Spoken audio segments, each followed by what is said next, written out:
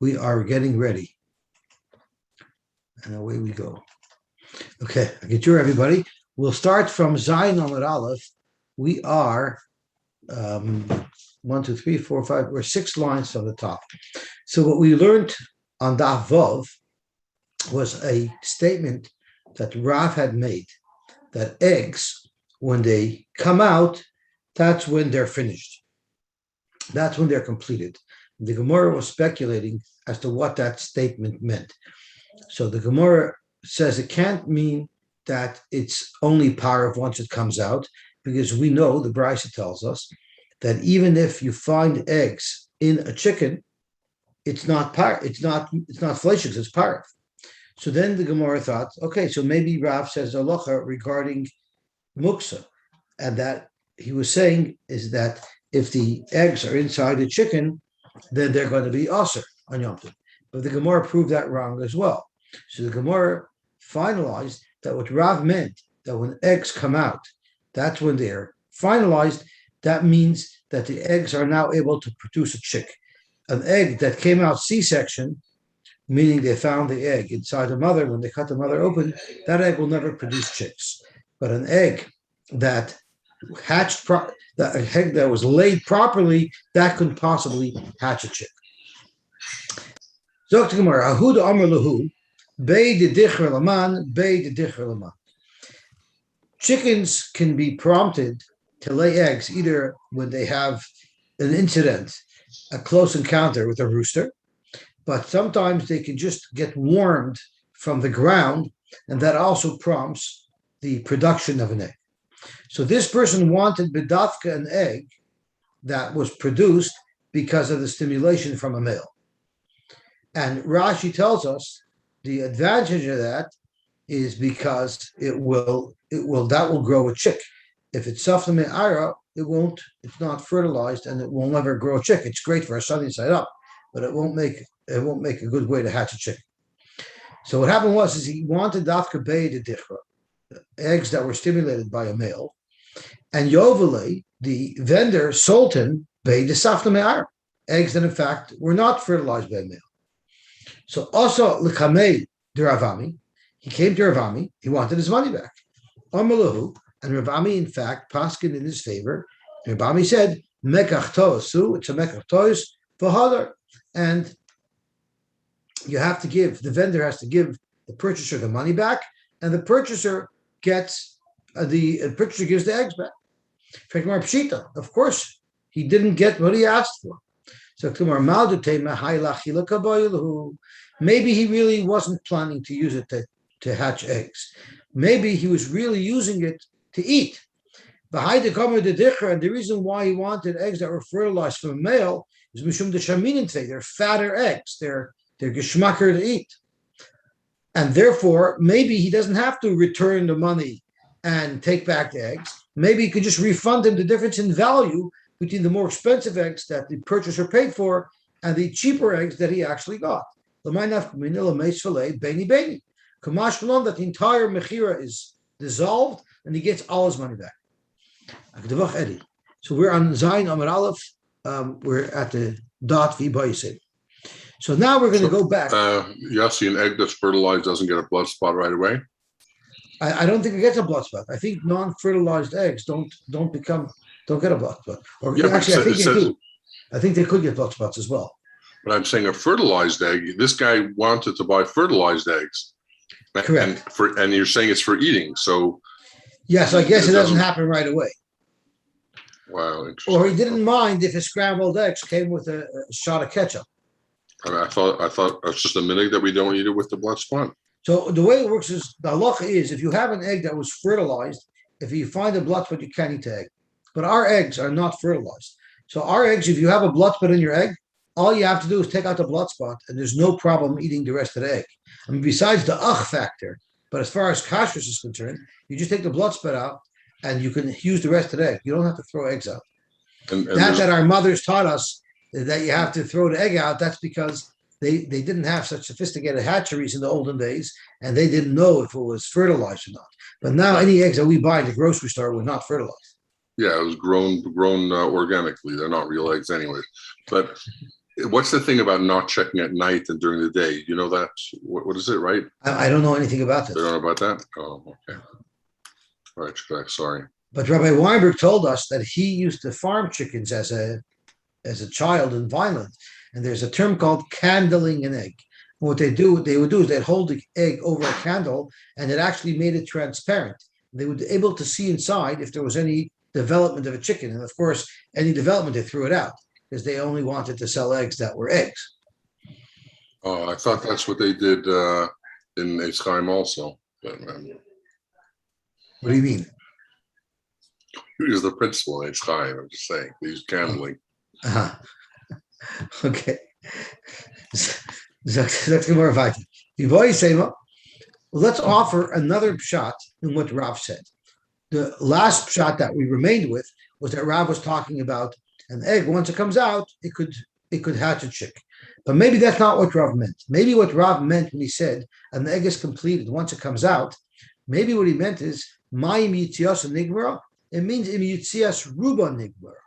Maybe the Chiddush of Rav was that let's say Erev Yom Tov, most of the egg comes out, and then it goes back inside, and then it comes out on Yom Tov or Shabbos. That's not muksa, because we don't say that egg was laid on Shabbos. Since Roiv of it came out already before Shabbos, therefore we say that it's considered as already being laid. And that is the Chiddush of Rabbi Yochanan. If an egg comes out Roiv from Erev Yom Tov, the Chazra, and it went back in, Muteres la'achla b'Yom Tov, you're allowed to eat it on Yom Tov. The Ikadamri, or there's another opinion that the Rav's Chiddush is to tell us the opposite of Rabbi Yochanan. My mitzias nigmar and mitzias kula nigmar. Maybe what Rav meant is that the entire egg has to come out completely in order for it to be considered laid. And therefore, if it only came out roiv and went back in, it would be muksa. In mitzias kula in, avol rubaloi ula fukim Rabbi Yochanan. So either Rav might be telling you the halacha of Rabbi Yochanan, or he might be telling you that he disagrees with the halacha of Rabbi Yochanan. Because before we go weiter, I just want to ask all of you, do any of you have children that were born during the day? Or were all your children born in the middle of the night? Think back.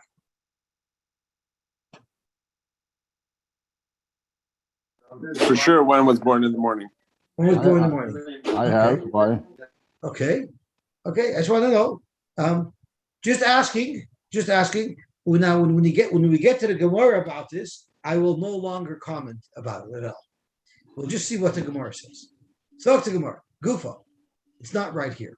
Hashoichet es atar negoyos. If one shechs atar negoyos, umotzava beim gemuris, and he finds inside a chicken completed eggs, mutaris l'achlan b'chol. You're allowed to eat them with milk. This is the same brayso we learned on Daf Vav.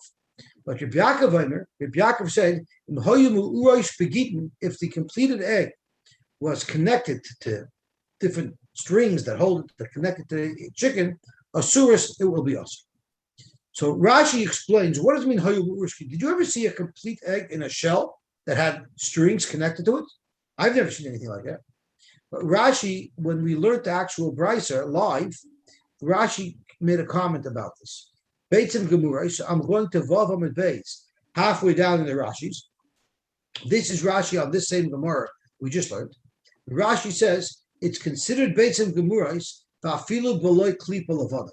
Even if the outer hard shell has not yet been formed yet, but the yolk is completed, that's called Beitzim Gemuras. The Afalpi Shemu'ura Adayin Begidin, even though it's still connected to the chicken with strings, it's still considered a completed egg. So that's how Rashi learns. A complete egg could be a complete egg even though it's still connected to the chicken and even though it doesn't have a shell yet. Oh, should be so let's go here to Tosfos. We're on Daf Zayin Amud Aleph. We're about halfway down by Gufa, so we're like 5 lines down in the wide lines. Gufa. Hashoichet es hatar negoyles, umotzba beim gemurais mutaris lachan b'cholav. Rabbi Yaakov said if these completed eggs are still connected with sinews, veins, whatever they are, asur is tabi asur. So the question is, how can you have a completed egg that's still connected? So Rashi on Amud Beis told us that it's considered a completed egg, even if the shell, the hard outer shell, had not yet been formed yet. And Tosfos agrees. So Tosfos says here, Tema, even the Gemurais, if you have a completed egg, how are they connected? I've never seen an egg in a shell that had anything hanging off of it. Upir Shakundris, and Rashi explained, like we learned on our days, the Gemurais Koyach Chelman. It just means that the yolk has been completed. But the outer hard shell was not hardened yet. Rakakrum, there's just a membrane around it. And that's what Reb Yaakov commented and argued and said that you're not allowed to eat it with milchiks. If they're still connected, then it would be usher to eat with milk. That's where we're up to it. So we just quoted a machlokes. If you have this developed egg, but it doesn't have a shell yet, it's still connected, the Tanakama, the Beitzah said, that's considered a separate egg, and therefore it's parv, and you could eat it with milchiks. And Yaakov said it's still considered part of the chicken, which means it'll be fleishiks, and you can't eat it with milchiks. The Tanurba, the following Beitzah says as follows. Now, the nevela of an oiftar is a very unique thing. Its tumah status is an anomaly. Normally, if something is tameh, if you touch it, you become tameh. But the nevela of an oiftar, so if a kosher bird dies without shchita, it's a nevela. If you touch it, you're not tameh. The only way you can be tameh from a nevela of an oiftar is if you eat it. Of course, you're not allowed to, but if you eat it, and then while it goes down your throat, then not only does it make you tameh, it makes you tameh so much that you're matame your clothing as well. So it's an anomaly because it doesn't make you tameh the normal way, and the way it makes you tameh, it actually makes you very tameh. It makes you into an ab, which means you'll be matame your before. So the question is, it's if you eat an avelos iftar, you have to eat its meat, and if you don't eat its meat, then you're not considered eating the avelos iftar. So the Beitzah is analyzing what parts of the chicken are considered eating from the chicken, which would then make you tameh if it's an avelos iftar, and which parts of the chicken don't count. So it says in the shalol shobeit. Rashi describes the shalol shobeit is exactly this egg that Reb Yaakov and the Tanakama are arguing about. It's an egg that's still connected, but formed.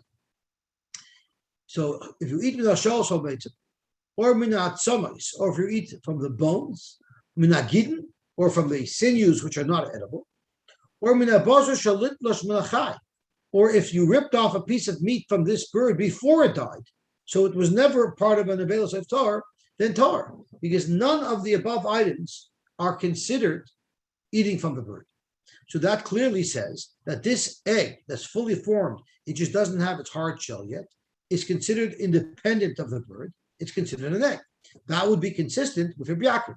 So the Gemara, after we finish this Beitzah, there's more information in the Beitzah, but when we finish the Beitzah, the Gemara is going to say that this seems to be consistent with Reb Yaakov, this seems to be consistent with the Tanakama of Reb Yaakov, who says that this is an independent egg. Reb Yaakov said this is still fleishiks, so it's still part of the chicken. The Tanakama says this is an independent egg, you can eat it with milchiks. So that would support this Beitzah who says if you ate this from an avelos iftar, you would not be tameh, because it's not like you ate an avelos iftar. You ate the egg, which is not part of the avelos iftar. Now, the other items on the list, what if you ate not from the egg, but you ate from the spinal cord, from the ovaries that the eggs were connected to? So that's already part of the chicken. Or mina korkoban, it's part of the. I think the article calls it I forget what it calls it, but it's part of the digestion. When the food goes down, the crop, I think he calls it. Uvenei or from the intestines of the chicken. If you took fat from this chicken and you melted it down and you drank it, Rashi tells us that there's special psukim to tell us that drinking chaylev is also called achila for halachic purposes. So then tamei, because the second half of the list are describing things that are actually part of the chicken, part of the bird. So if you ate them from an avelos iftar, you would become. So in the first half of the brisa, we're listing off things that were not considered part of the bird. It listed off shol shobeit, which is this exact case that Rabbi Yaakov is arguing on the Tanakh about. So Rabbi Yosef, the like Rabbi Yaakov, this would not be consistent with Rabbi Yaakov, because Rabbi Yaakov said these eggs are fallacious. They're part of the chicken. And if they're part of the chicken, according to Rabbi Yaakov, if you ate them, you should also become tamei because you're eating part of an avelos iftar. Amar le'abai, you don't have a proof. Mimai dilma atkan lo'ikam Rabbi Yaakov Hashem ela le'inyan yisura. Rabbi Yaakov might not have been sure that in fact these eggs are really part of the chicken, but he's machmir just in case they are considered part of the chicken. Better don't eat them with milchins. Aval inyan tuma, but who said that he would consider them part of the chicken to make someone who eat it tamei? Like inyan tuma loy. Why would you make that distinction?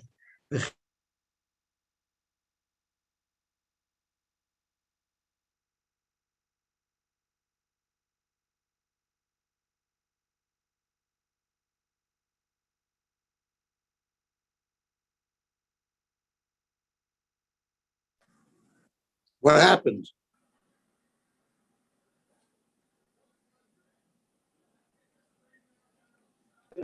I think we lost him.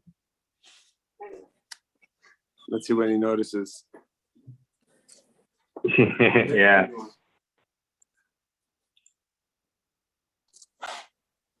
We're not a shear that speaks up a lot, so I don't know how he's going to notice.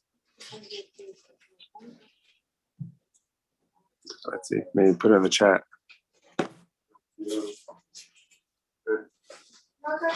Why don't you run the zipper across your mouth? Looks like he's gone. His camera is gone too. I don't see his camera anymore.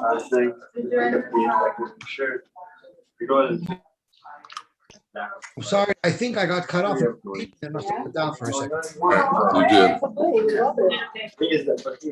I apologize. Okay, so let's be mamshich. At what point did you lose me? I'm not sure how long I was talking to myself. By the joke. That's not true. I think you're saying Rabbi Yaakov is talking about Tuma or So we went to Rashi then. Rashi tells us, the chitema le'inyan tuma. And if you're going to say that we should also be geyser, if you want to say that we should also be geyser, so to Gemara, we don't want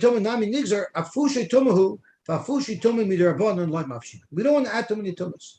So Rashi in the first word line asks, you find many tumas derabanan. So why should this tumah be any different?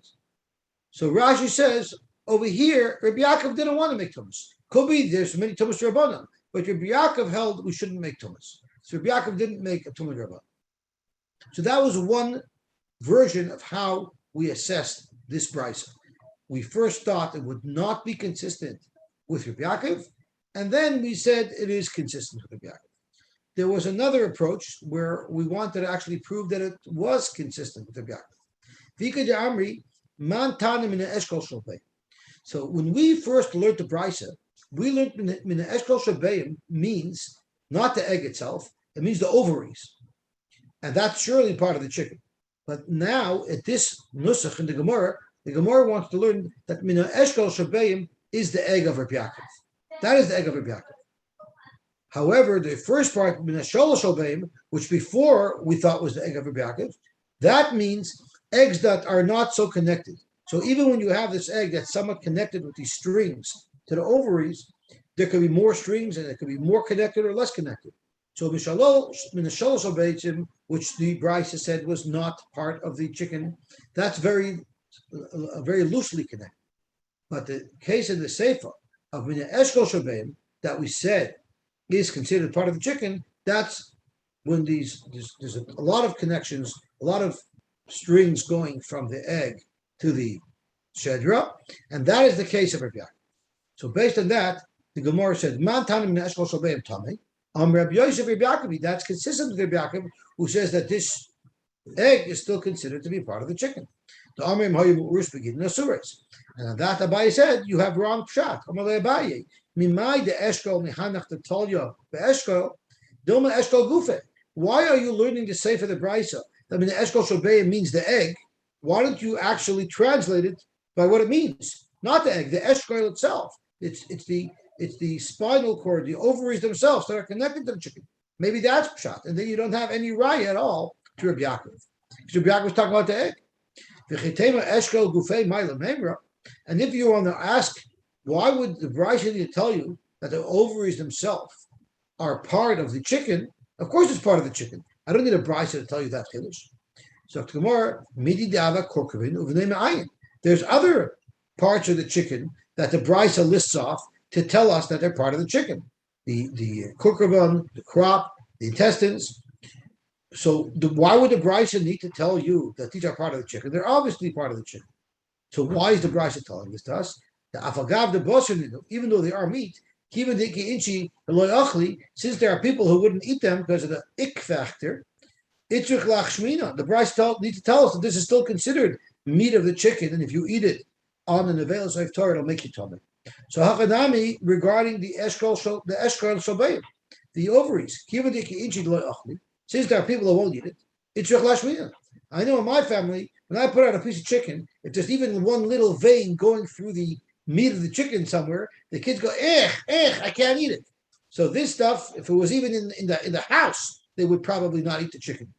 So since a lot of people don't eat it because it's part of the ich factor, therefore you might think it's not called part of the meat of the chicken, and if you eat it, even though to the veil of Torah, you would not become tamei. Kamash learned that they are part and parcel of the chicken. Okay, referring back to that question I asked earlier about people who have children that were born during the day, let's see what the Beitzah says. Taner about Kol shat shmishay b'yoyim, any bria who has relations by day, noilad b'yoyim, the baby is born by day. Kol shat shmishay b'layla, any bria that has tashmish at night, noilad b'layla. And kol shet shmishay bein b'yoyim bein b'layla, if it's a bria that has tashmish by day and by night, then noilad bein b'yoyim bein b'layla. So before everybody panics because of my question, Rashi tells us beferish, this doesn't mean that if you have tashmish by day, the baby's going to be born by day. No, it means if species that only have tashmish by day, those species will always give birth by day. Species that only have relations at night will have at night. And species that have relations both times, night or day, will have babies born either day. But it's not referring to a specific child due to a specific copulation. When the copulation has no bearing on when the child will be born at all. It just means if it's a species that has relations by day and by night, then it's possible for children to be born at night. And humans are by day and by night, so it's normal to have children either by day or by night. It doesn't show anything at all. So let's see what the Beitzah clarifies. Animals that only have relations by day, their offspring will only be born by day. Zutarnagoyes, which means chickens only lay eggs by day. Chickens never lay eggs by night. I know you're going to ask me it's not true. We'll get to there. The Gemara is going to show the exceptions. Chickens are only going to lay eggs by day. Animals that only have relations at night, they only give birth at night. Zu atalit, that's a bat. So the only two species that are either exclusively by day or exclusively by night are the bat, which is exclusively by night, and the tarnagoyles, that's exclusively by day. Every other species fits into the general category of kol shat shmishay, bein b'yoyim, bein b'layla, which includes humans and every other animal besides the two listed. Their children are born by day or by night. Amar Mar. Now let's analyze this. Why do we need to know this information? Is it just a Jeopardy piece of information, or is it actually Nagei Halacha L'Maisa? Zok Gemara, it's going to be very Nagei Halacha L'Maisa. Amar Mar. Kol shat shmishay b'yoyim noilad b'yoyim zu tarnagoyes. Lamay nafkamina. What halachic benefit do I have from this information? So tomorrow, Rav Mori Barei de Rav Kahana. Tomorrow, Rav Mori Barei de Rav Kahana. Bodek B'Kona Shel Tarnagoyim Be'erev Yom Tov. What if you went right before Ben Hashmoshes, right on Erev Yom Tov, you checked a chicken coop, there was no egg there. So you can be pretty sure that no egg was laid on Erev Yom Tov. And then, the next morning before sunrise, you waited there from before sunrise until sunrise, and you found an egg. So that would indicate that that egg had to have been laid by night, because it couldn't have been there the day before, because you just checked right before nightfall. And now in the morning before daybreak, you checked and you see an egg. So this should prove that the egg was laid on Yom Tov by night, and it wouldn't be allowed to be eaten. Zok to Gemara, because of this rule, muteris. We say it's muter because there's no way that this egg was born at night. It had to have been born the day before. But the problem is, how could it have been born the day before? Would you not have seen it? Balai bodak. You checked and you didn't see any egg the day before. Amar, we're going to say, since we're so sure that this egg could not have been laid at night, we're going to say it must be loy bodak yafa yafa. You probably didn't check well enough and you probably missed it. Or, even if you did check really well, Amar, like Rabbi Yochanan said, Yotzas Aruba, maybe on Erev Yom Tov, most of the egg got laid, the chazra, and then it went back into the chicken. And Rabbi Yochanan says that's considered late. The chazra uchid Rabbi Yochanan. So if you checked right before Yom Tov came in the afternoon and you didn't see any egg, it's possible the egg was laid most of the way, went back into the chicken, and then they came out at night. That could happen. And therefore, when you came in early in the morning before daybreak, you saw that egg there. Eini, is that so? The Amar Rabbi Yosy ben Shol Amar Rav, Bodek B'Kanishal Tarnagoylos Be'erev Yom Tov, V'lei Matzah B'Peya, V'lemoch Hishkim V'Matzah B'Peya. This exact case, Asura, it's going to be Asur. So this is a direct contradiction to the halacha that we just quoted that says that it's mutter.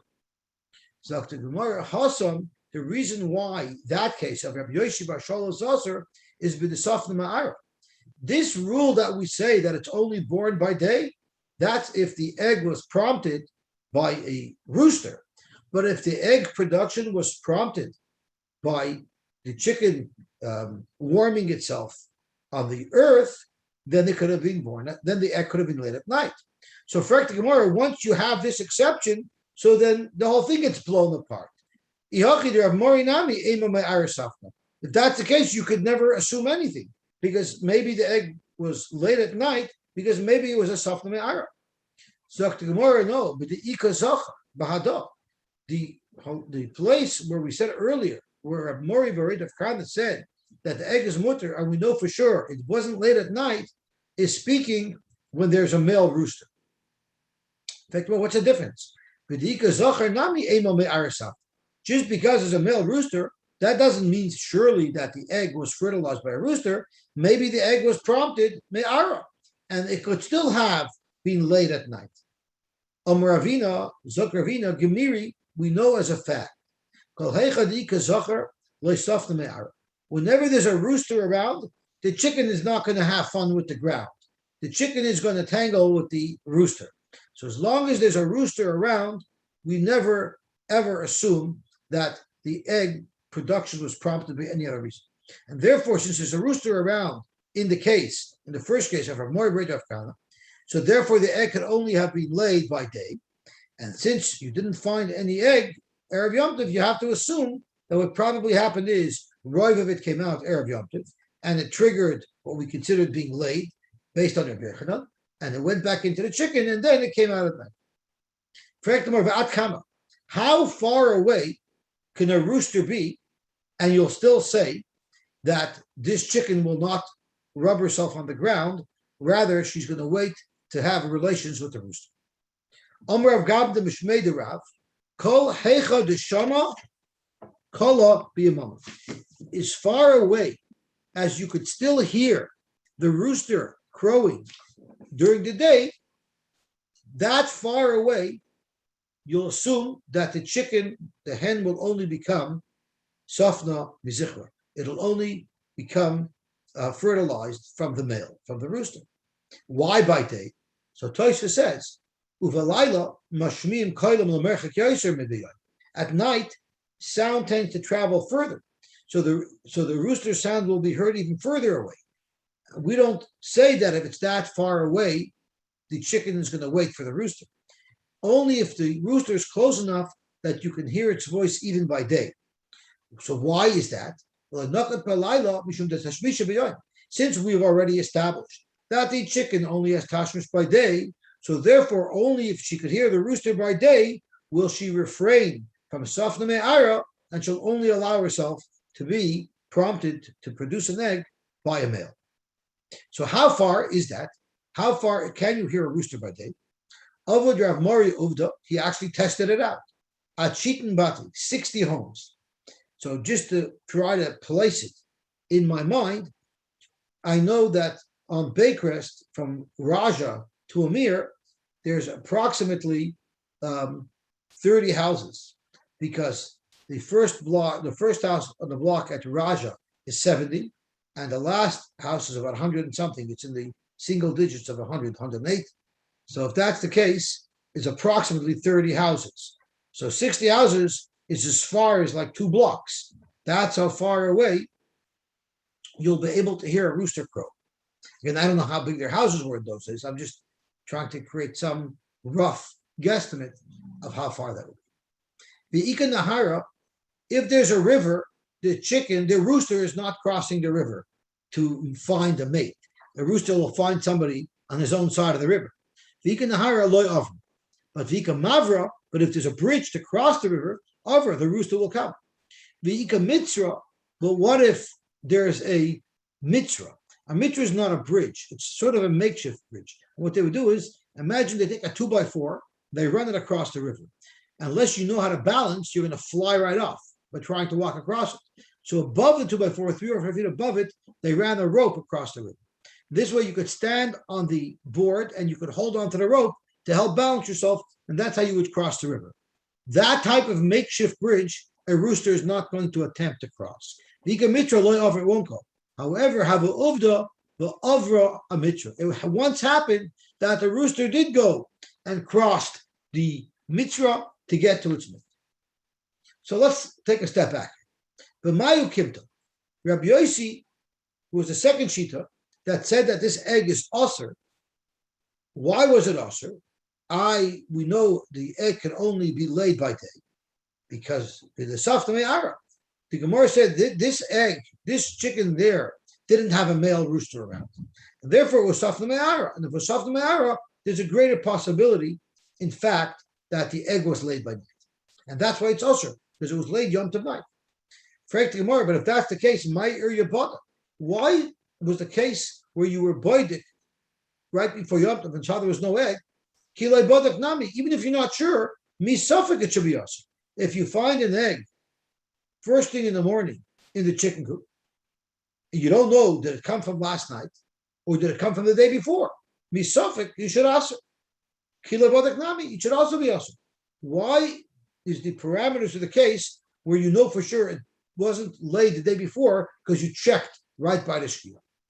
So tomorrow I'll tell you why. Because kilei bodak ema me'esem lavoy. If you didn't check, then you can say that the egg wasn't laid last night. Say that the egg was laid yesterday. In fact, the Gemara, ihachi ki badak nami ema yatus aruba b'chazrayim. Once you're saying there's a possibility that the egg was laid the day before, so then why did you say the egg was laid the day before, even if you did check and you didn't see any egg, but maybe it was laid most of the way and went back in? And for the Gemara, that to suggest that that's what happened, that Erev Yom Tov, most of the egg came out and went back in, that's not shkia. Now, if you don't have any other choice and there's no other way you can explain what occurred, because you know the egg couldn't have been laid at night because there was a zachar there, there was a rooster there, and you didn't see when you checked in the afternoon, Erev Yom Tov, well, then the only possible explanation, as unlikely as it is that it came out most of the way and went back in. But if there's no male around, and you could say that maybe the egg was laid at night, it's more likely that the egg was laid at night than to argue that it was laid the day before most of the way and went back in. Therefore, in that case, we will usher that. Another piece of information not relevant to our sugya: Haitumam shchika, if you have pressed garlic, sakanta legaluya. If it's left overnight, you can't use it. It's a sakana because a snake would like to suck the juice out of that garlic, and therefore there might be poison in the garlic. So if you left pressed garlic overnight, you cannot use it. If you ever see a snake that has very bad breath, you'll know why, because it likes to suck out the crushed garlic. Now we're going back to explain the last case of the Mishnah. So let's actually look inside as to what the Mishnah was talking about. I'm sorry, this is not the last case of the Mishnah. This is the second case of the Mishnah. So let's remind ourselves what it says so we'll have an easier time understanding the Gemara. Sa'ar, which is like a sourdough, which is like an enzyme, it can make other things ferment, that you're over bal yirah, bal yimatzeh, even if you only have a small amount, is shir of a kazayis. But the chametz b'kosem. So if you just have a piece of bread, there you're not over bal yirah, bal yimatzeh, unless you have a much bigger shir, which is the shir of the koseves, which happens to be the same shir of how much you have to eat on Yom Kippur to violate Yom Kippur. You're over bal yirah and bal yimatzeh, both for sa'ar as well as for chametz, with merely a kazayis. So let's see how the Gemara explains this machlokes. Zok the Gemara, B'Shamai Rabim Sar b'Kazayis. My taimayu the Beis Shammai. What is the logic behind Beis Shammai that there's a different shear for sa'ar and chametz? So let's have a look. The Torah says as follows: Matzos ye'achel shiva sayamim, v'loy ye'ira l'cha chametz, v'loy ye'ira l'cha sa'ar b'chol b'mulech. It's very strange why the Torah made a separate lav for chametz and a separate lav for sa'ar. It should have just said chametz. Im kain Dr. Gemara lichtay v'rachmon chametz. The pasuk should have only said lo yoreh lecha chametz. V'lo boy sa'ar. I don't need a pasuk to specifically address sa'ar. But no amina, I would say uma chametz she'ein chimutzei kasha b'kazayis madi chametz, which is not a thick, heavy chametz that'll make other things chametz. It's just chametz itself. Nevertheless, even the kazayis of it, you're over on bal yirav hayimatzeh. Sa'ar shechamuta kasha. Sa'ar is a much thicker, heavier type of chametz. Like kol shekein, surely the shear is a kazayis. So sa'ar dekaz rachman alamu. Why did the Torah tell us a separate lav for sa'ar? It must be loy merlach shiurei shalzeh loy kishiurei shalzeh. It must be because they have different shiurim. So Rashi wants to know, so if there's different shiurim, so why pick a kesevis? Where did that come from? So Rashi says, the reason why we pick a kesevis, and I'm going right parallel to this Gemara in Rashi, and Rashi says, why do we pick a kesevis out of all shiurim once you go above the kesais? Because that's how much you need to eat to calm yourself down, and that's why that's the amount that you're not allowed to eat on Yom Kippur. So that's why we go to that one, because I guess but it really is the next shear up from Kazayis. The next shear up from Kazayis that you find anywhere is by Yom Kippur, you find Keseves, and that's why, since we're bumping up the shear of Chametz, it's logical to bump it up to that. Rashi's second shot is Inami Shiur Halacha L'Moshe Sinai. Tosfos has a problem with this, because if it's Halacha L'Moshe Sinai, then this whole Gemara and this whole Limudim are irrelevant. We know from Halacha L'Moshe Sinai what the shiurim are. So therefore, Tosfos learns like Rashi's first shot that the shir Keseves comes from, because it's the next shear up above Kazayis. Beis Hill, what about Beis Hill? Beis Hill holds they both have the same shear. So why do we need the two psukim, Lo Yoreh Lecha Chametz and Lo Yoreh Lecha Sa'ar? So Beis Hill Shrichi, you need two psukim. Because of Achman Sa'ar, if the Torah would have only told us that there's an Isser to have Sa'ar in your home, Havamina, I would have thought only Sa'ar you may not have in your home. That's a very powerful chametz. Aval chametz, the ein chemutah kasha, it's not so powerful. Eimalai, I would have thought that there's no Isser Bal Yirah at all, even for Kazayis. Shricha, that's why the Torah had to say Lo Yoreh Lecha Chametz. No, so why did the Torah have to say Lo Yoreh Lecha Sa'ar? Because of Achman Chametz, you should deroy lachila. Maybe you can't have chametz in your home because that's edible. Although Sa'ar shein roy lachila, Sa'ar yeast, people don't eat it. It's not common for people to eat. Eimalai, maybe there's no Isser Bal Yirah either. Shricha. So therefore, Beis Hill says there's a special reason why the Torah said Lo Yirah by chametz, Lo Yirah by Sa'ar, So you cannot extract from here, like you said, Beis Shammai, that there's a different shear. Ubeis Shammai, less to the Reb Zera. Are you telling me that Beis Shammai disagrees with Reb Zera, who we're about to quote? Now let's not forget, if Beis Shammai doesn't hold of Reb Zera, that's not a problem for Beis Shammai. That's a problem for Reb Zera.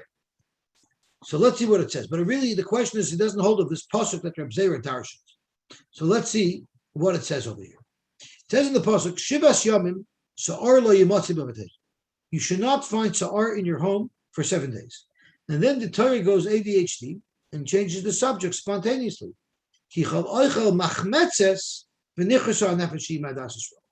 it should have said is Kichal Oichel Sa'ar, because that's what the beginning of the pasuk is talking about. So Reb Zera asked the kasha. Pasuk HaKosov B'Sa'ar. The Torah starts off with Shivas Yamim Sa'ar lo yimatzi b'vatei v'sayim b'chametz, and then he just slides into chametz. So Zok Reb Zera, from there you see that chametz and sa'ar are interchangeable, and they're one and the same. They have the same halacha. Lo halacha to teach you zeu sa'ar, zeu chametz. It's one and the same. So you see clearly from this pasuk that they have the same halacha. Yet Beis Shammai says they have a different halacha. Zok the Gemara linyin achila kula amalei pligi. Beis Shammai agrees to Beis Hillel that Lagabi, how much you have to eat to be chayiv kares, that's a kazayis. Sa'ar and chametz are interchangeable regarding the Isra Achila. You eat a kazayis, you're chayiv kares. Ki pligi, the machlokes that there is between Beis Shammai and Beis Hillel is l'inyan beer. That's Lagabi the Isra of Bal Yirah and Bal Yimas. Beis Shammai savri lo yafinin beer me'achila. Beis Shammai says just because by achila everything is bekazayis, beer is different, and chametz is bekafisevis. Beis Hillel savri yalfinin beer me'achila. The halacha of beer is just like achila, just like by achila both sa'ar and chametz are bekazayis. So too for Bal Yirah, both sa'ar and chametz are bekazayis. Itmar nami, we have another brayso that supports what we're saying here, that the machlokes Beis Shammai and Beis Hillel is only by Bal Yirah and not by achila. Amar Beitzah b'chanina machlokes l'inin beer aval l'inin achila divrei hakoil zev v'zev b'kazayis. And Tani Nami Hachi, we have a brayso that supports this pshat as well. V'lo yirah l'cha sa'ar, v'lo yirah l'cha chametz. Zeu machlokes shebei Beis Shammai and Beis Hillel.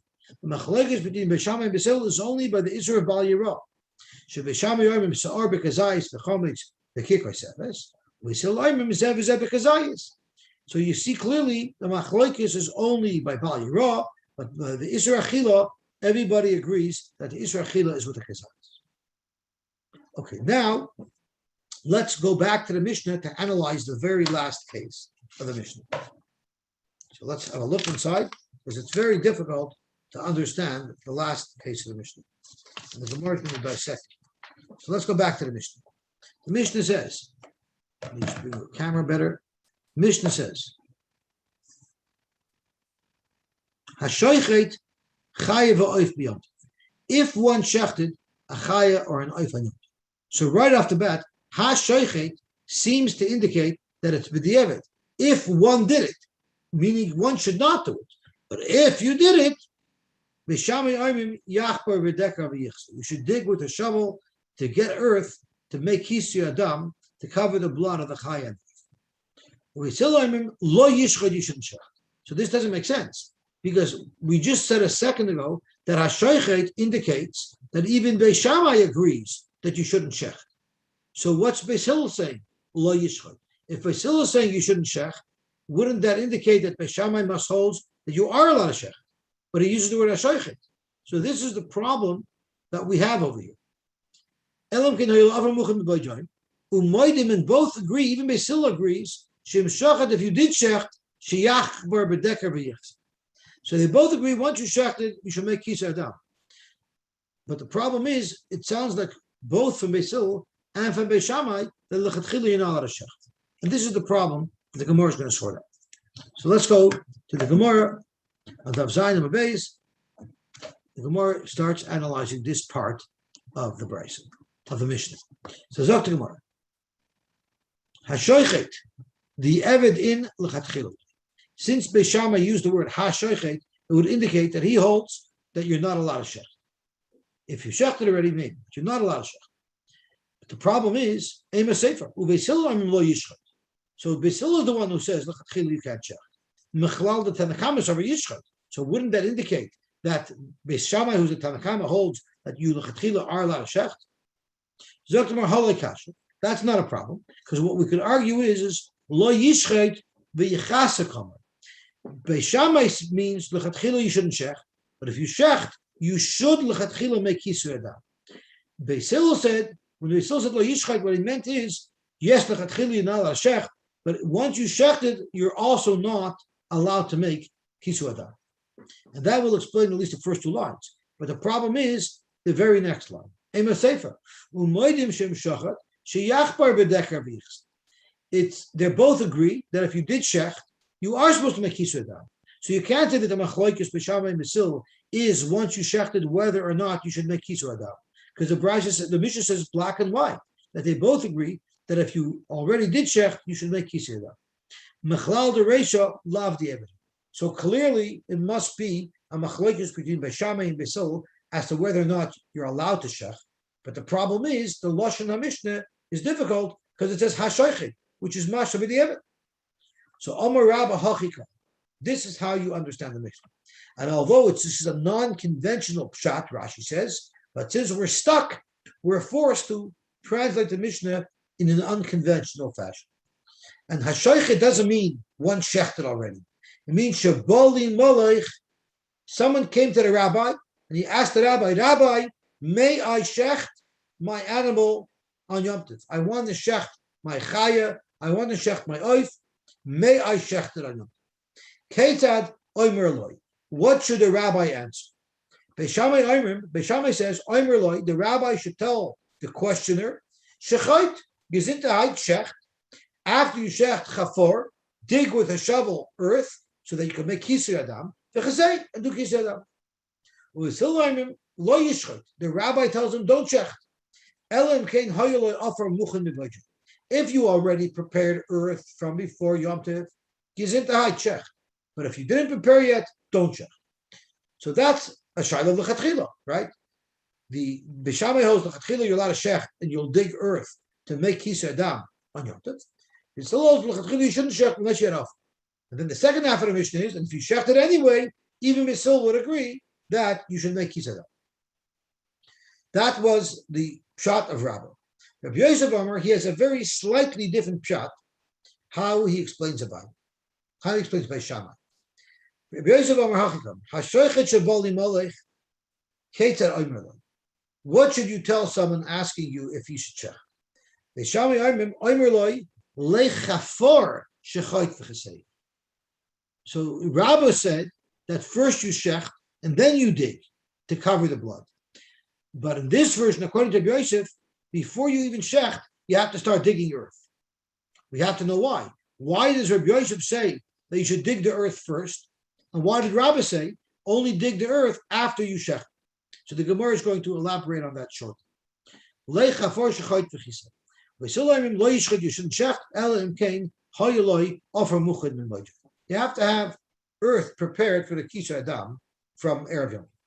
So Omar Lei Abaye Rabbi Yosef. Abaye told Rabbi Yosef, Lei Mamar, you yourself, Rabbi Yosef, Berabba, Rabbi Zeir Amarav Kamafligus. Maybe there's a machlokes. Why are you arguing? Why do you say in Beis Shammai that you should first dig and then shecht? And Rabbi said not. Maybe the machlokes is in Hilchos Kisur Adam.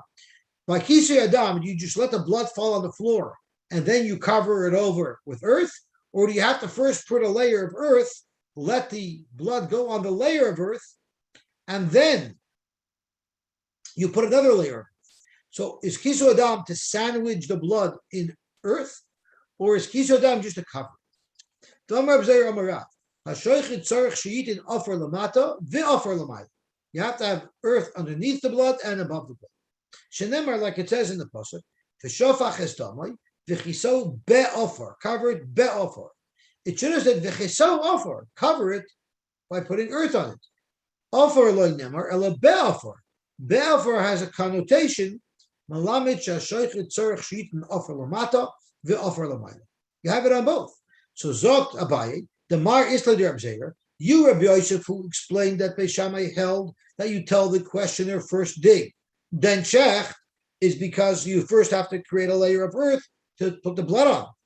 But Rabbah, who explains Beis Shammai as first shecht and then dig, less like Reb Zera, he holds that there's no reason to dig before you shecht, because you don't have to put a layer of earth before you put the blood in. Amar Lei, so Rabbi Yosef responded, that's not the case. We both agree that you need to have a layer of earth underneath. Bein l'didi, bein l'rabba, islan der Rabbi Zera. We both agree that it needs to be a layer of earth underneath. Our machlokes, me and Rabba, our argument in how to understand Beis Shammai is as follows. Rabba Sover, Ika Afer Lamata in Eloi Loi. Rabba holds, even though I let you dig after you shecht, but that's only if there's already a layer of earth to put the blood on. But if there's no layer of earth to put the blood on, I'm not going to let you dig first to create the lower layer. Why not? Because Chashinan Dilma Milma. What if you dig so that you make a lower level of earth, and then you change your mind that you don't need the chicken anymore, you don't need the chaya anymore, and you don't check? So Dilma Milmach v'lo. So therefore, Rabbah said, even though I let you shech l'chatchila and dig to cover the blood, that's only if there's already a layer of earth on the ground so that you could put the blood upon it. But if not, I don't let you do anything. Just like myself, I don't let you do anything. You know why?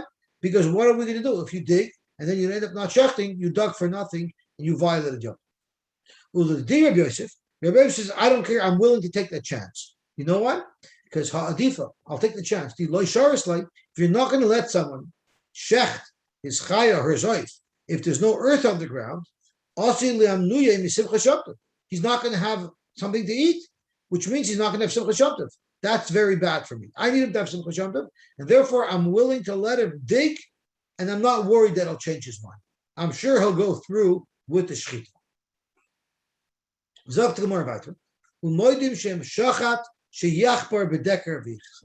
If you did shecht, everybody agrees you are supposed to make kisada. That's only, you're not allowed to put your shovel into the ground and dig. You have to have already a shovel in the ground from before. So it's sort of pre-dug. And therefore, we're not worried about this happening on Yom. Even if it's pre-dug, even if you have a shovel in the ground, when you lift up the shovel, what are you going to have? You're not going to have a loose sand. You're going to have a clump of earth. And in order to make kisa adam, you're going to have to like grind it down to make it into sand, because a clump of earth you cannot do kisa adam with. And that grinding it down is also a malacha. Rashi says the last couple of words on the line, the koitish told of the toichanu. It's a told of grinding, a malachi. So big deal, you avoided the digging. You still have the problem of katisha. What we're talking about is you have your shovel in like a beach sand. You're in soft sand. So there, you're not going to have to do katisha. So that's what the Mishnah means, that if you have a shovel in the ground and it's in sand, that's not a problem. There you could use the sand to do kiseda. For Gemara, you still have a problem. When you're going to lift up the sand, so you're leaving a hole there, and you're making a hole. And if you make a hole, it's either a binyan. If that occurs in a home, that's called binyan. And if it's in a field, it's called chayresh. But either way, there's another melacha deraisa involved. Yes, question. Sure. If the sand is loose, what do you gain by having the shovel in the sand already? Even if why wouldn't it be the same thing if the shovel's not in it? Because then you're not digging. We don't allow digging. But if it's loose you're not sand, digging, you're just lifting it up. But Toshus asks an interesting question. You're not making a hole, because if you have loose sand and you take out a shovelful, it just collapses in. So you're never really making a hole. So Toshus says we're speaking in a case where you're not digging on a beach. You're really in earth, but there's let's say 8 square inches of sand in a hard hole. So when you take that sand out, you're leaving a hole. So Toshus ends up saying it's a very limited case. Very shkiach case. That's right. We can hold like Rababa. What if you dig a hole in Shabbos, but not because you wanted the hole, which would be binyan or chayrish, but you need the earth. So there you're potter. And there's actually two reasons offered. Rashi says it's potter because it's mekalkel. You're not making anything good, you're making something bad. You're making a hole. And it's potter. So that's why there's no problem with doing this on Shabbos or Yom Tov. This is Yom Tov we're talking about. And Tosha says it's because it's a malacha shechricha legufa. You made a hole, but you didn't need a hole. So either way, it would be allowed to be done on Yom Tov for the purposes of Kisra Adam. Okay, let's see the Gemara Vayta. The very last line of the Mishnah says, and it makes no sense at all, she'efer kira muchad.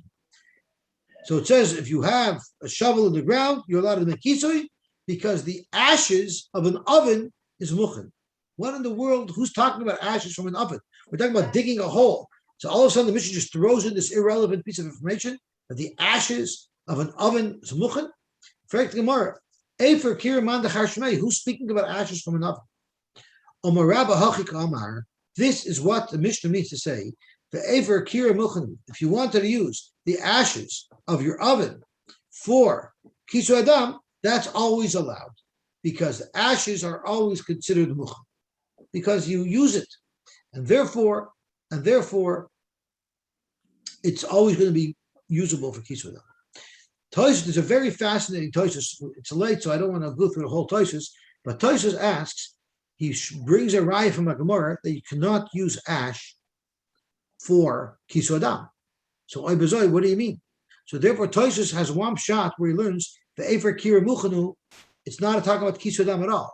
It's just saying a general rule that has nothing to do with kisu adam, and that is if you have ash in your oven, you're allowed to use that ash on Yom Tov. It's not muktzah. And that's all it's saying. Using it for your own purposes to cover a mess on the floor, but it's nothing to do with kisu adam. That's one shot, Tosfos says. But in the other shot, he says that some type of ash will be good for kisu adam. And Tosfos ends up saying that the rules of kisu adam is what you can use is anything that's called offer, ayin peiresh, anything that's called offer you could use. And included in that is afer, because you find afer is called offer, because the Torah, when it's talking about the ashes of the paraduma, it describes it using the word offer with an ayin. So therefore, afer, which is ash with an aleph, is always considered something that you can use for kisu adam. Tosfos says other things that are called offer is a ground metal coin, like a gold coin that's ground down. In Eoiv, it's referred to as offer. So you're allowed to use metal filings for kisu adam. And there's rise from Sukkim that you're allowed to use anything that you could plant inside that will grow. So anything that you could plant inside that will grow, you can also use for kisu adam, including sawdust, which is what they used on commissioners like Chai Chicken. They used to use sawdust. Because when I went once to do kaparis, we did kisu adam with sawdust. And Tosfos what trees grow indoors? No, but you could plant in sawdust and it'll grow. Oh. Like I remember in school, don't you remember in school planting a bean in a paper towel? No, they didn't have money for that in my school. Okay. Just talking about offer and afer. Offer is earth and afer is ash. Avram Avinu said, "Va'anoichi offer ve'afer." I'm earth and ash. What did he mean by that? So I once saw a very nice shot. Offer is nothing now. It's just earth. But you could make fabulous things out of it. You could plant it with it. You could make it into bricks and you can build marvelous buildings with it. But right now it's nothing. Afer is ash. It used to be something. It used to be a big, beautiful building. It used to be a big, beautiful structure and it burnt down and now it's nothing. So Zokt Avram Avinu, I'm offer afer. I'm nothing. I never was anything and I'll never be anything. I'm nothing, Shabbat nothing. That's the anivus that Avram Avinu was expressing. I once met an old depressed man, and he told me, "I'm a has-been that never was." So that's mamish offer ve'ef. Okay, so let's see the Gemara Vayta. Amar v'domarav loy shanu. This that we say that you're allowed to use ash from your oven on Yom Tov is ela shahusuk me'erev Yom Tov. That's only if the ashes were already ash erev Yom Tov. Because then they're royu to be used for whatever I use ash for, to cover things up, to spread it on the floor, to cover things up. It was already royu from Erev Yom Tov. But if I just had a log in my oven that burnt and the ash only first turned up on Yom Tov, then that ash is muksa, because that ash only came to be on Yom Tov. However, there's one exception. If the ash is still very, very hot enough, if the ash is hot enough that you could still cook on it, then it's mutter. You know why? Because the ash still represents what it originally was there for. The wood, when it was placed in the stove before Yom Tov, was made to cook with. And the ash that is now remaining from that wood is still royu to cook with. It's still very hot. So therefore, it's not muksa. So you're allowed to move that ash around and do whatever you want with it, because it still retains its initial identity as the log of wood, which is not muksa. Tanya Namahachi,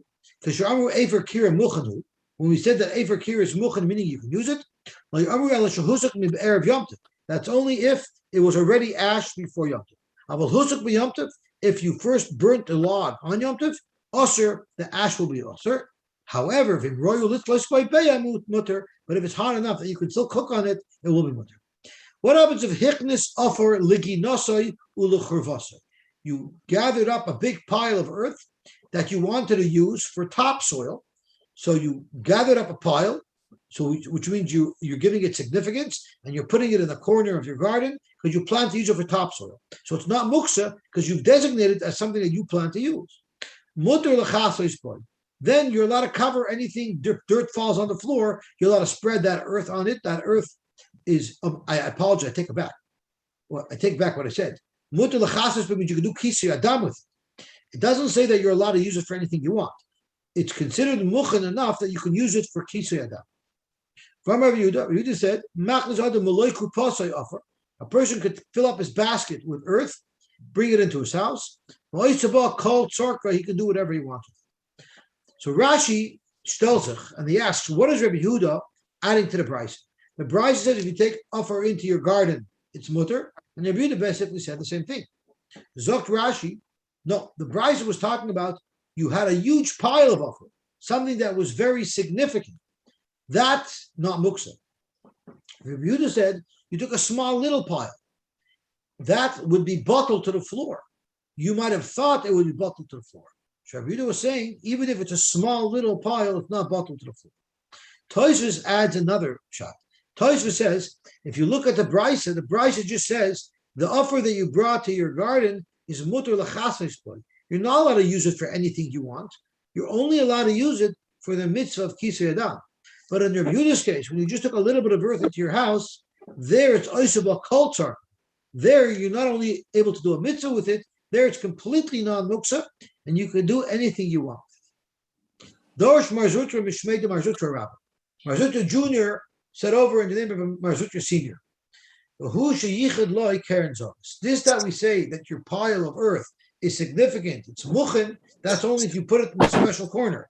But if it's just all over the place, that wouldn't count. That would still be muksa. Meisei fragt the Gemara. Kvi ain't shayt noise beyond. A kvi is a sofet chaya, sofet behem. So it might be chayiv in kisei adam. It might not be chayiv in kisei adam. You should not shechter on Yom Tov. Why? Because if you shechter on Yom Tov, maybe shechter a chaya on Yom Tov, where you know for sure you have the mitzvah of kisei adam, so you're allowed to do the mitzvah, you're allowed to do kisei adam. But if a kvi, we don't even know if you're allowed to do kisei adam on it, because it might not be a chaya.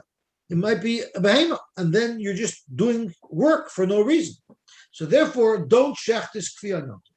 If you did so illegally, ein nechas nes damoy. You're not supposed to make kisei adam. V'im isa freit the Gemara, so you don't let me make kisei adam because the earth is muksa. But v'im isa, if you hold like Rav Yehuda that you could set aside earth that you can use for whatever you want, why should you not shech the kfi on Yom Tov? All you need to do is prepare earth before, and then you can use it. It's not muksa. But misa lachasya, kid Rabbi Yehuda. Why didn't you make kisei adam just like Rabbi Yehuda said? There's no problem of muksa because you prepared the earth before. Frek the Gemara, why are you asking b'dafka on Rabbi Yehuda? Are there no other methods to have non-muksa earth, you can use the Efer Kira like we discussed earlier. The Efer Kira is good for Kisui. Tosfos' shot, where he said that Efer Kira does not mean for Kisui Adam, it's just general use, he is not goyrus the word Efer Kira. Or B'deker notes, or like we had in the Mishnah, if there's already a shovel in the ground, then you're allowed to make Kisui Adam. So why do we say Kfi Ein Shaykh L'Noisa B'Yom Tov? There are ways where you could shech. Ella, what do you have to say? The Leslie.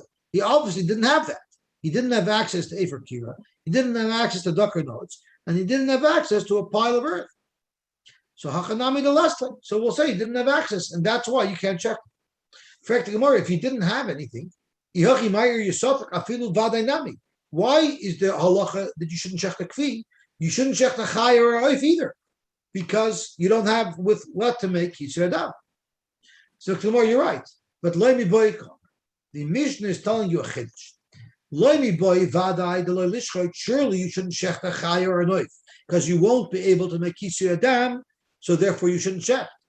Avol sofik, but maybe a kfi, since we're not really sure if you are chayiv in Kisui Adam, maybe we'll let you shecht it anyway, and we'll say don't make Kisui Adam.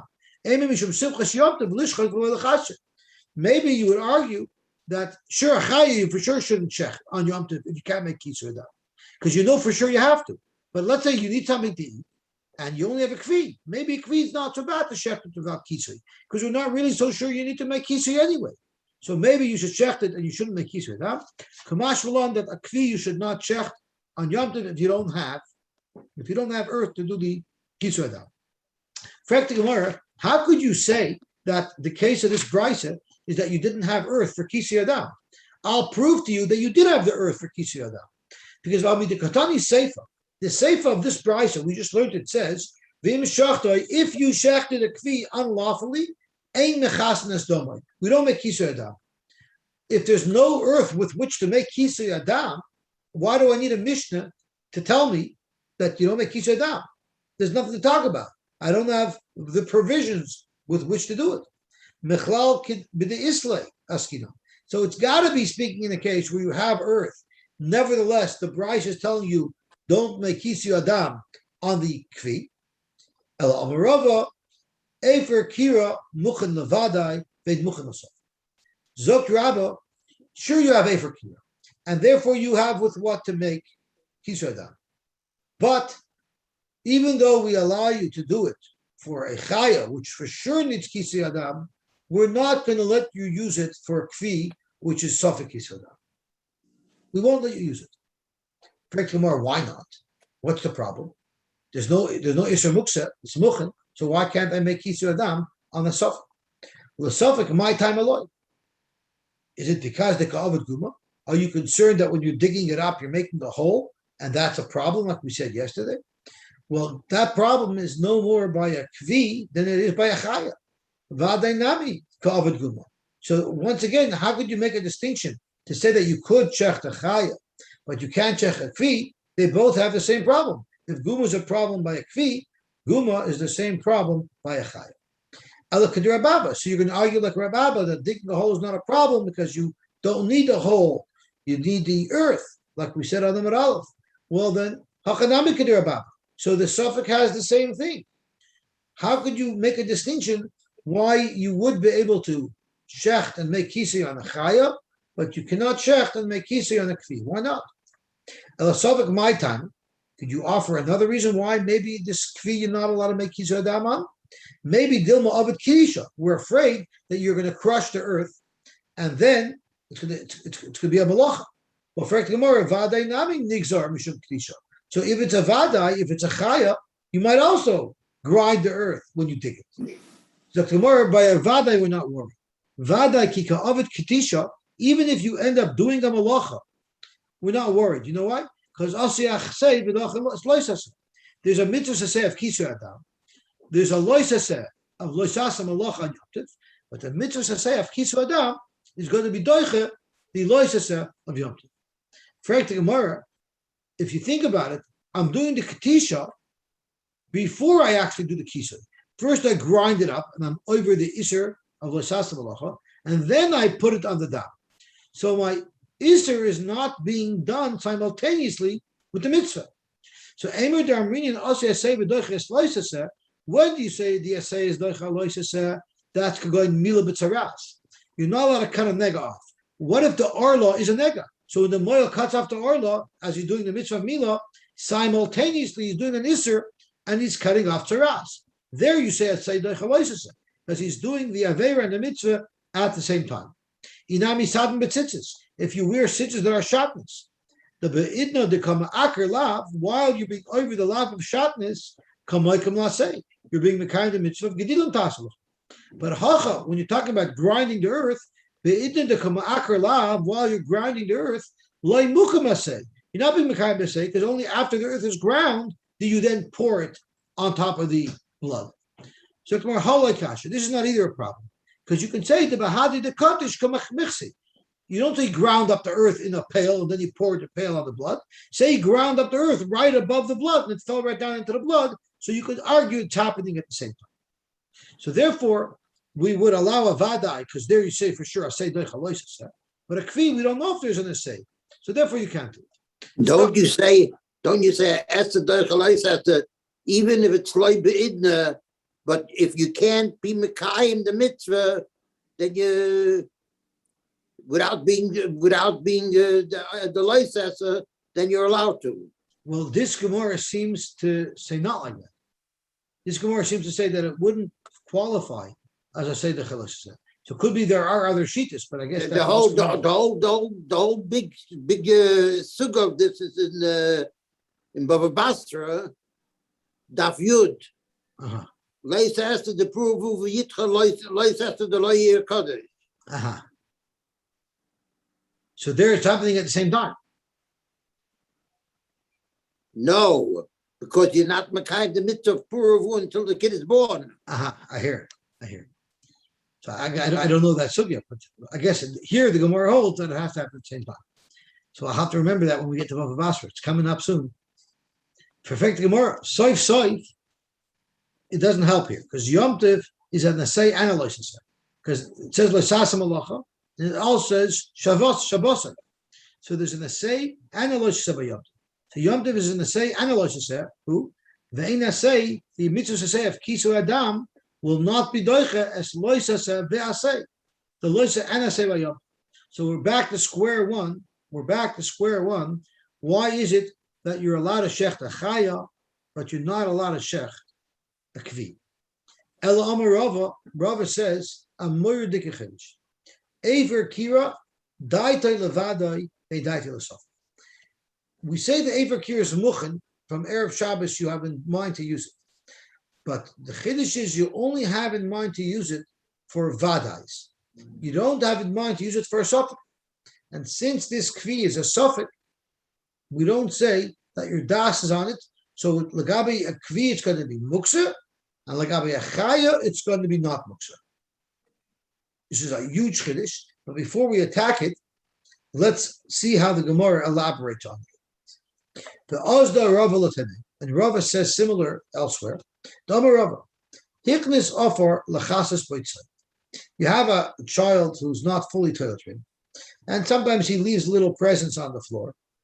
And we're afraid it's before Yom Tov. He's afraid his child's going to leave a present on the floor where it's not going to be comfortable. So he prepares earth, a pile of earth before Shabbos, so that if he finds a problem, he can cover it over with earth. So Hikmas offer lachasas b'tzara, muter lachasas b'dam tipor. If you also happen to have shechted a bird on Yom Tov, you're allowed to use that same earth that you prepared for the tzoya, you can use it for the dam tipor. And the reasoning for it, Rashi says, is because we're talking about you have a chicken prepared that you're planning to use for the Suda on Yom Tov. So before Yom Tov, you know for sure you're going to need earth for Kisada. But before Yom Tov, if you're not sure you're going to need earth for Tzoya, maybe the child won't leave a gift. Or maybe the child will leave a gift where it's not a problem out in the field. So therefore, if you prepared earth for a cause that's only a suffix, we for sure will allow you to use it for a cause that you knew for sure you were going to need it for before Yom. But B'dam Tzipor, if you prepared earth to make Kisi Adam, which is a sure thing, because again, you know you have this bird prepared, Also, you wouldn't be able to use it for a suffix because your mind wasn't on that suffix. And the Harbaloy Amri Afilu Hichnas offer the Chasis Boydam Tipor Mutter the Chasis Botzai.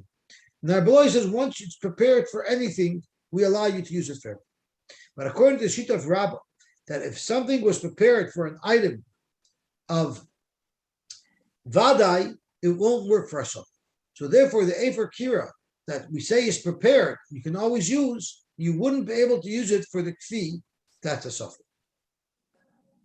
Now, this is a very shvera Gemara. Why? Because we're talking about what I'm thinking to do with it. I'm thinking to use it to make kisei adam on my chicken, but I'm not sure if I'm going to need it to cover over tzoya.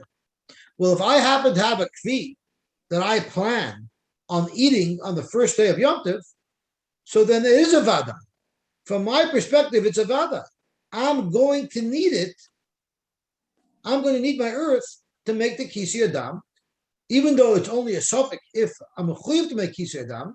But what is a vada is that I want to have my kvi tomorrow. I want to go to Tzvi and buy a kvi for Yom Tov, and I want to make kisei adam. So why isn't that a vada? I have definite plans to do it. So this is a kasha that Mordechai Mandelbaum asked me today, and Chaim Tzilevowitz asked me today, and we were struggling with it. So if anybody has a suggestion for a pshat, I'd love to hear it. And if not, I'll tell you what Chaim Tzvi suggested. So what Chaim Tzvi suggested was the Beitzah says it's usher to shech the kfi on Yom Tov, period. Even if you prepare, because you're still doing something you might not have to do. So automatically it's not called a vadai, because we're not going to assume that he wants to violate the halacha. You're not allowed to shech the kfi on Shabbos, on Yom Tov, no matter what. So therefore, you'll never say that his ashes were prepared for the kfi, because you're not allowed to be makar of the kfi. So therefore, it's not muham. That's what Chaim Tzvi wanted at the time. Amri b'Marava. They said in Marava that pliga b'Rabbi Yosy bar Chama v'Rab Zera v'Amri lo Rabba b'Reid Rabbi Yosy bar Chama v'Rab Zera. Chadam or kfi hareyu kutzay. Once it's kfi is a suffix dish like tzaya. So if you prepared earth for tzaya, you can use it for the kfi. The chadam or kfi einek tzaya. And if you prepared earth for tzaya, you wouldn't be able to use it for kfi. Tistayim de Rava hu de Omar kfi hareyu kutzay. Let's bring a raya that Rava holds that kfi is like tzaya. The Omar Rava hichnas offer lechasas by tzaya. If you brought an earth to cover over tzaya, muter lechasas by dam tzipor, you are allowed to cover a dam tzipor, which is a for sure. But dam tzipor, which is a for sure, if you prepare the earth for that, also lechasas by tzaya. You're not allowed to cover tzaya because tzaya is a suffix. Tistayim. So that proves that tzaya is a suffix and kvi is a suffix. So therefore, kvi and tzaya are interchangeable. If you prepared for one, you can use for that. Rami Barei Rav Yeva Omar, he had a different shot. He said, you know why you cannot check the kvi on Yom Tov? Kvi, hainu tamid loy mechasina. You know why you're not allowed to make kisei adam on a kvi on Yom Tov? Because gzeira mishum hataris chalva. Although a chaya needs kisei adam, the chelev of a chaya you're allowed to eat. The chelev of a behema you're not allowed to eat. So if we're going to tell people to make kisei adam on this kvi, well, people are going to think, hey, then I'm allowed to eat its chelev, and it's a suffix. So it's a serious suffix. It's a suffix of a chiv deraisa. So therefore, we're not telling you to make kisei adam, because if you make kisei adam, you might eat its chelev. If that's your concern, why is this Beitzah discussing shechting a kfi on Yom Tov? Even if you shech kfi during the week, you shouldn't be able to make kisei adam, because people will think it's a chaya and they'll eat its chelev, and it might be a behema, and there's a chiv kos. So no one's going to think that when he's making kisei adam, that he's making kisei adam and it's a chaya. They'll think he just doesn't want blood in his chutzner, so he's covering it over with earth. What about shachat ba'ashba? What if a guy shechs a kfi in the ashba, where he's not worried about blood on the floor? If you make kisei adam, people are going to think that you're allowed to eat the chelev of a kfi, Michael Amemar, or bali malach Michael Amemar. If a yid comes to you during the week and he asks the rabbi, should I make kisei adam on the kfi during the week? If you tell him yes, again he's going to think that he's allowed to eat the chelev. Bali malach Michael Amemar. Ella b'choil, we're not worried because inami misafka amrli rabban zil tarch v'kasi. If during the weekday a balabos comes to the Rav and asks, "Should I make kisur adam on my kfi?" The Rav will say yes. The balabos is not going to come to the conclusion that this must be a chaya, not a behema, and therefore I'm allowed to chaylev. The balabos will say the Rav is not sure if it's a chaya or a behema, so he's telling me to be machmer, but I can't eat the chaylev. But beyond it, if the rabbi tells me that I should make kisur adam on the kfi on Yom Tiv, then I would say, if the rabbi is not sure that this is a chaya, he wouldn't tell me to go through the tircha on Yom Tiv and make kisur adam. When the fact that the rabbi told me on Yom Tiv to make kisur adam, it means the rabbi is sure that this is a chaya, and now I'm going to eat the chaylev. So because of that, only on Yom Tiv we don't allow him to make kisur adam on the kfi because we don't want him to be mistakenly thinking it's a chaya for sure. No eat chaylev. Tanur Abzeir, like kfi b'lvad amru, not only a kfi by itself. Elafilu shochat behema chayav oif in this arvu dom and zebazeh. What if you shechted a chaya and the oif, which are for sure requiring kisui, and the behema, which doesn't need kisui, but the blood mixed together? Also l'chasoy sebiyomtiv. That mixture of blood, you're not allowed to cover. Amr Rabbi Yosy bar Yasiniya, loy shonu. This that we said you shouldn't cover the blood of mixed behema chaya and oif on Yom Tov is ela shein yochel l'chasoy sebiyomtiv achas. That's only if, because the behemoth blood is so plentiful, you're going to have to use multiple shovels. And therefore, you're doing extra tircha on behalf of the behemoth, which you shouldn't have had to do. If anyway, one shovelful will cover everything over, so there's no extra work that you're doing because of the behemoth, then mutter, then surely you're allowed to do kisir adam, because you're not doing any extra work, regardless if you were going to use one shovel. That's pashut. Why do I need a brisa to tell me? Why do I need an amor to tell me that I'm allowed to make kisui if there's no extra tircha? Why shouldn't I? So we're afraid if we let you cover blood that has the blood of the baby mixed in, we're afraid that next time you might think, yeah, I can even do 2 shovelfuls, and then you're not allowed to. So therefore, we should ask her even 1 shovelful. Kamash malon, that 1 shovelful we will allow you to use.